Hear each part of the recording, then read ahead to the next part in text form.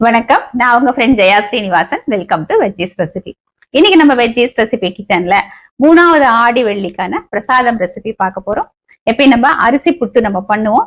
இன்னைக்கு வித்தியாசமா அவல் புட்டு பண்ணலாம். இந்த அவல் புட்டு பண்றது ரொம்ப ஈஸியா இருக்கும், குவிக்காவும் ஆயிடும், நல்லா சாஃப்டா உதிரா சூப்பரா வரும். குவிக்கா ரெடி ஆகிறதுனால பிஸியா இருக்கிற நேரத்துல கூட டக்குன்னு இந்த பிரசாதத்தை பண்ணி நம்ம சுவாமிக்கு நைவேத்தியம் பண்ணிடலாம். இது பிரசாதத்துக்காக மட்டும் இல்ல, குழந்தைங்க ஏதாவது ஸ்வீட் சாப்பிடணும் அப்படின்னு கேட்டா கூட ஹெல்தியா நம்ம இந்த அவல் புட்டு நினைச்ச நேரத்துல பண்ணி கொடுத்துடலாம். ஃபர்ஸ்ட் டைம் சேனலை பாக்குறீங்கன்னா ப்ளீஸ் சப்ஸ்கிரைப் பண்ணுங்க. பெல் ஐகானை கிளிக் பண்ணி ஆல் ஆப்ஷன் கொடுத்துட்டீங்கன்னா நான் போடக்கூடிய எல்லா வீடியோஸும் குவிக்கா உங்களுக்கு ரீச் ஆகும். வாங்க ஈஸியா இந்த ஆடி வெள்ளிக்கான பிரசாதம் அவல் ஸ்வீட் புட்டு எப்படி பண்றது அப்படின்னு பார்க்கலாம். ஸ்டவ்ல ஒரு கடாய் வச்சிருக்கேன். 1 கப்பு கெட்டி அவல் இதுல சேர்த்துக்கலாம். அவல்ல கொஞ்சம் பவுடர் மாதிரி இருக்கும், அதனால ஒரு சலடையில சலிச்சு எடுத்துக்கோங்க. இதை 2 நிமிஷத்துக்கு ட்ரை ரோஸ்ட் பண்ணிக்கணும். ட்ரை ரோஸ்ட் பண்றதுனால அவல்ல ஏதாவது கொஞ்சம் மாய்ஸ்சர் இருந்தாலும் போயிடும். புட்டு நல்லா வாசனையாவும் இருக்கும். 2 நிமிஷத்துக்கு நல்லா வறுத்தாச்சு. நீங்க அவல் தொட்டு பாத்தீங்கன்னா நல்லா அப்படி மொறு மொறுன்னு இருக்கும் பாருங்க. இந்த மாதிரி ஆயிடும். இந்த அளவுக்கு வறுத்தா போதும். இதை மிக்சி ஜார்ல போட்டு ரவா பதத்துக்கு நம்ம உடைச்சி எடுத்துக்கணும். அதே கடாயில 1 டேபிள் ஸ்பூன் நெய் சேர்த்துக்கலாம். நெய் சூடானது ஒரு 10 முந்திரி பருப்பு இந்த மாதிரி சின்ன சின்னதா கட் பண்ணி எடுத்துட்டு இருக்கேன். இதை நம்ம வறுத்துக்கலாம்.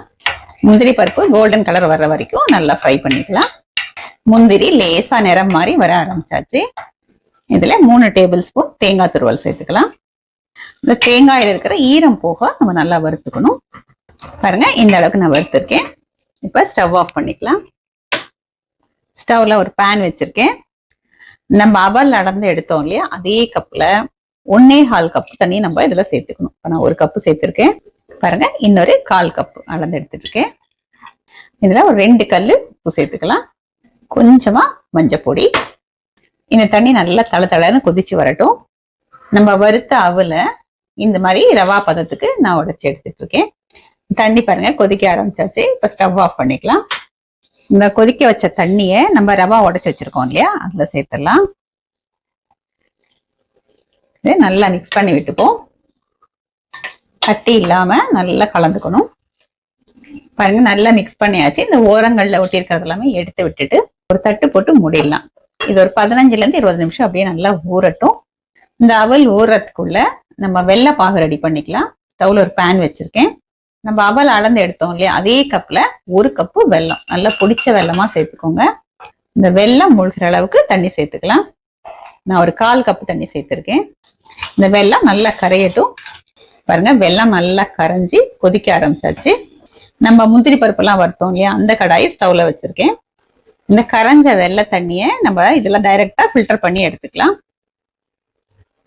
இது இப்ப நல்லா கொதிச்சு நம்ம தக்காளி பதம்னு சொல்லுவோம் இல்லையா, அந்த மாதிரி ஒரு பாகு வரணும். 20 நிமிஷம் ஆயாச்சு. இந்த அவல் பாருங்க நல்லா ஊறி இருக்கும். இதை என்ன பண்ணணும்னா நம்ம அப்படி கையால உதுத்து விட்டுக்கணும்.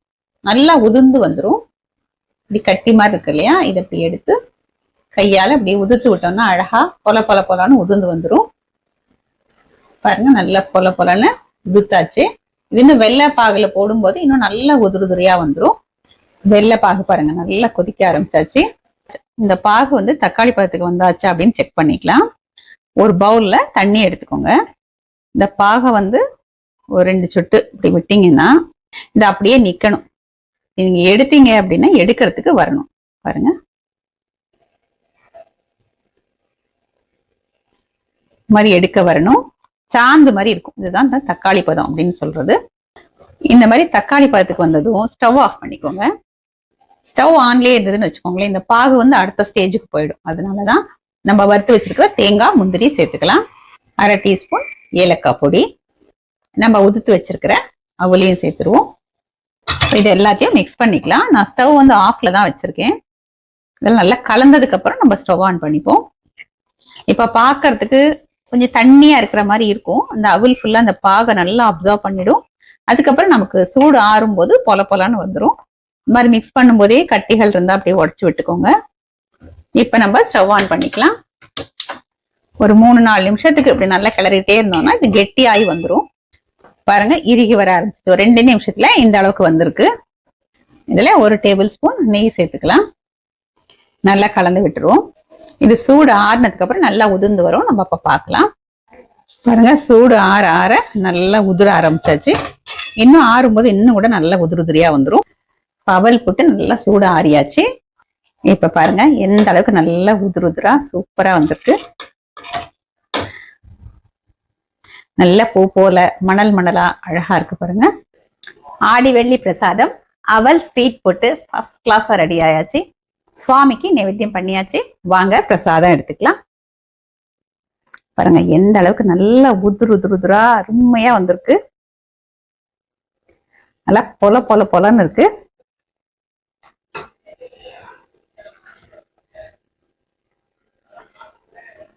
மெத்துன்னு ரொம்பவே அருமையா இருக்கு. இதுல நம்ம சேர்த்துருக்கிற ஸ்வீட் எல்லாமே கரெக்டா இருக்கு. தேங்காய் லேசா வறுத்து போட்டிருக்கோம் இல்லையா, அது ஒரு நல்ல ஃபிளேவர் கொடுக்குது. சாப்பிடும்போது கொஞ்சம் லேசா கிரன்ச்சியாவும் இருக்கு. நான் சொன்ன மாதிரி அரிசி புட்டை விட இது இன்னும் சாஃப்டா இருக்கு. நம்ம இதுல அவலை வறுத்து ரவையா பிடிச்சோம் இல்லையா, அதுல 1.25 டம்ளர் நம்ம வெந்நீர் விட்டோம். 1.25க்கு பதிலா 1 டம்ளர் விட்டா கூட போதும். ஃபர்ஸ்ட் 1 கப்பு விட்டுக்கோங்க. மிக்ஸ் பண்ணிட்டு ஒரு 15-20 நிமிஷம் ஊற வச்சு பாருங்க.